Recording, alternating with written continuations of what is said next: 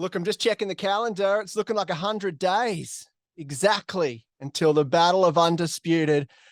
I am talking the one and only Tim Tszyu taking on Jermell Charlo, Vegas. You can tell by the grin that 100 days can't come quick enough. Tim Tszyu, welcome. Thank you.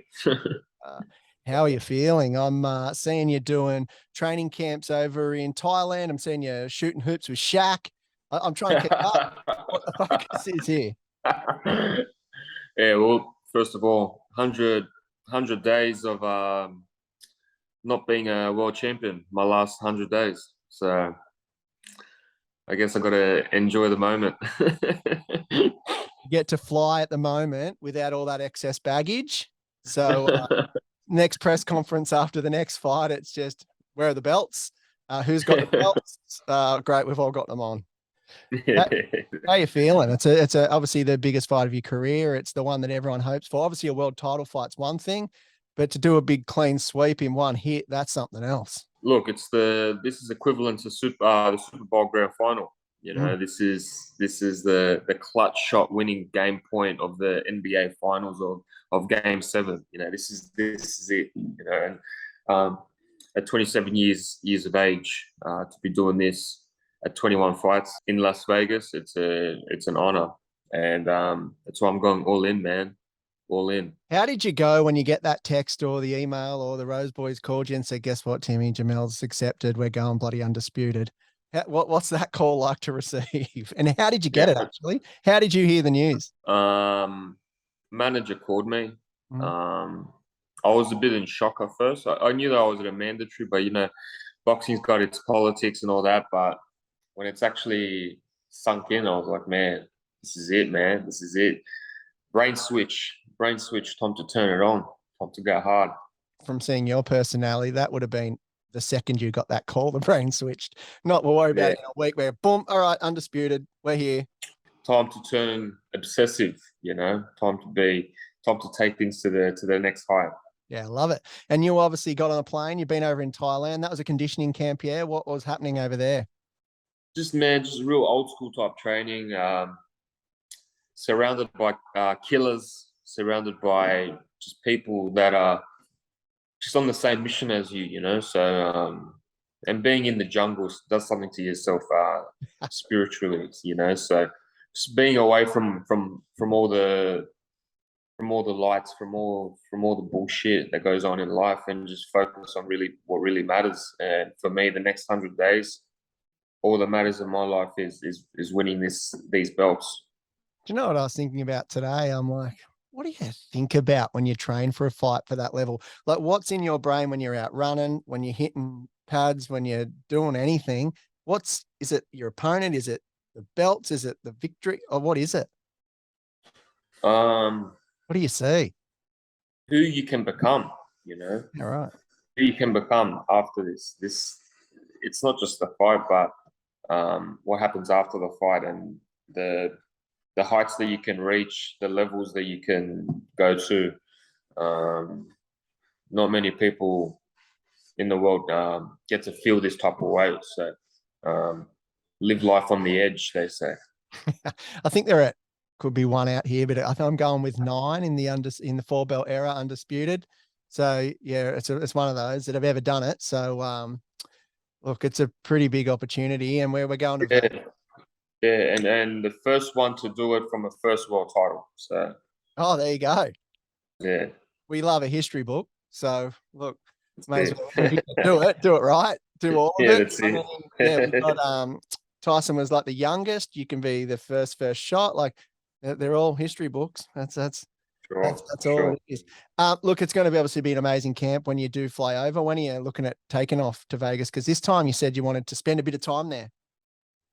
Yeah, I'm getting away from everything, man. Getting away from home, getting away from my loved ones, just focusing on what really matters, you know. So we're going away to Thailand with my coach in 2 weeks. After that, we're going straight to Vegas. We'll be there for 10 weeks.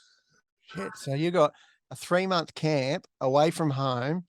This is no plan B, man. No plan B. You know, you go all in. No distractions. Just just all in. I can't wait.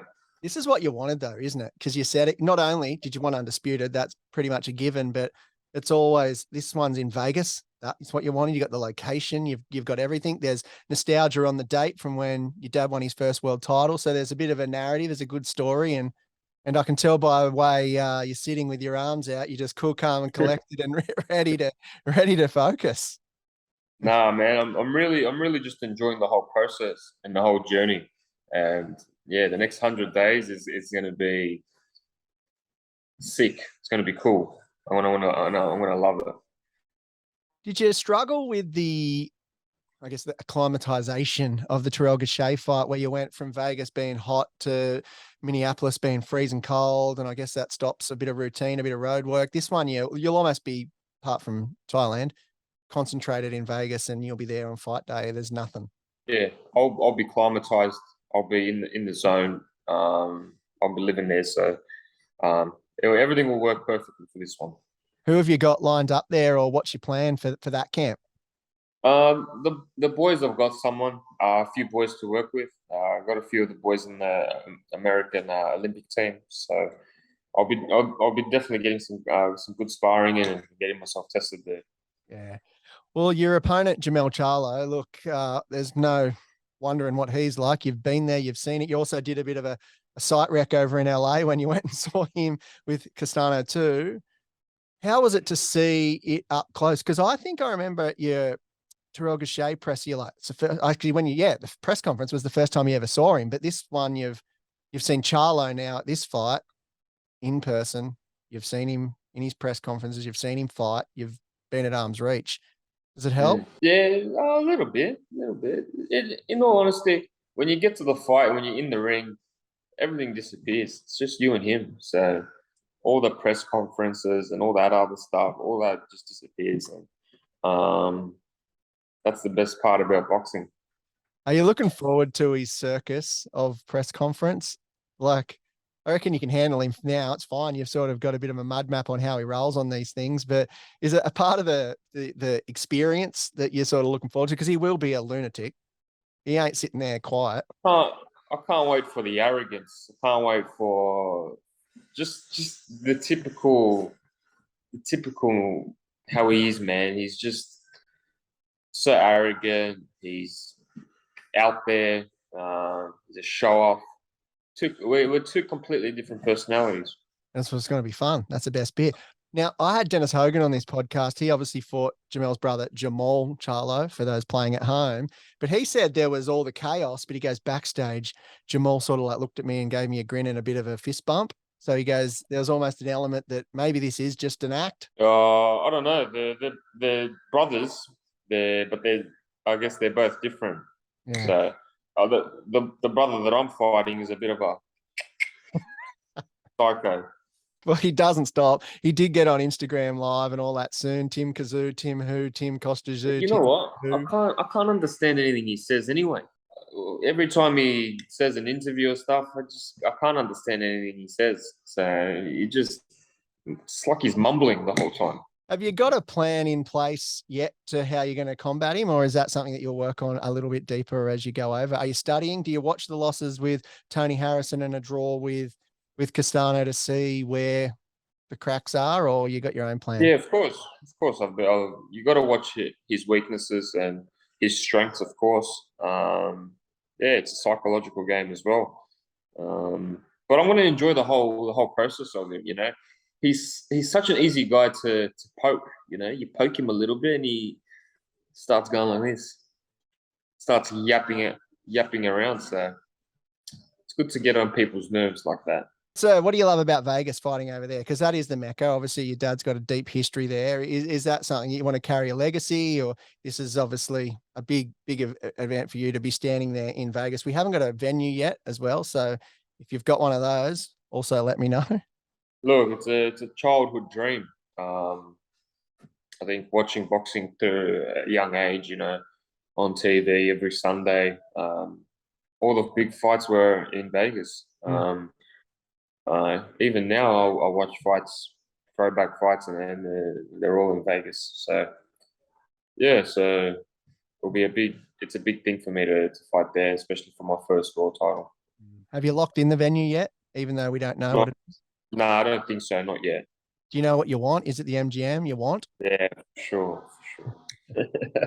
I saw a documentary on that venue recently, and I don't know if I'm helping it all here, but they said that's the only boxing ring in the world they put double timber, so it's not as buoyant. So yeah, right. Feet love it. Don't know, bit of insight. Yeah. What's it like as a fighter when people try and tell you about your opponent when you already know, and things that, especially experienced people, unlike I, but those that are saying, like, he'll do this, or you got to do this, or you got to do that. How do you block out the noise and go, we're doing what my coach says and we're doing what I say? In all honesty, I don't really have many people trying to tell me what to do. No one's got it, because most people have opinions. I guess that might not be direct to you. It's everyone else around going, oh, he's got to do this, he's got to do that. I guess on social media, people can write a lot of things, but I don't go through social media and read what people write anyway. So you've got to 21-0, following what you know. 22-0 undisputed sounds damn good. Yeah, soon to be undisputed. 100 days. It makes me pumped just even thinking about it. So what are we at? Where do you think you'll be at with your training with 50 days and let's say 25 days and 10 days out? Where's that fall? Just a lot of sparring in the heat of the moment, I guess. Yeah,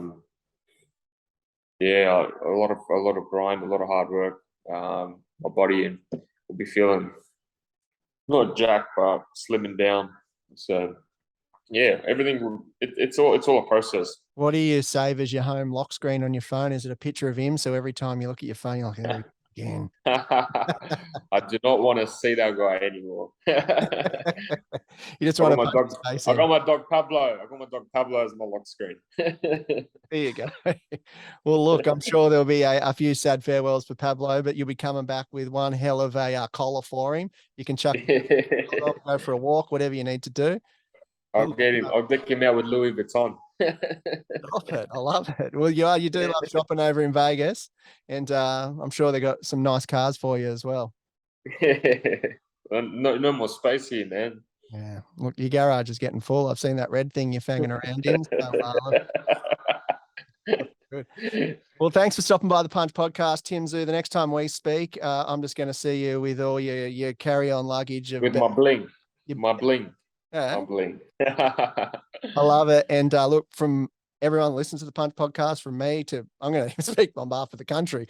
Congratulations and good luck, man, because that is going to be one hell of a Sunday afternoon here in Oz, Saturday night in Vegas. Nah, I appreciate that, man. 100 days to go. That's it.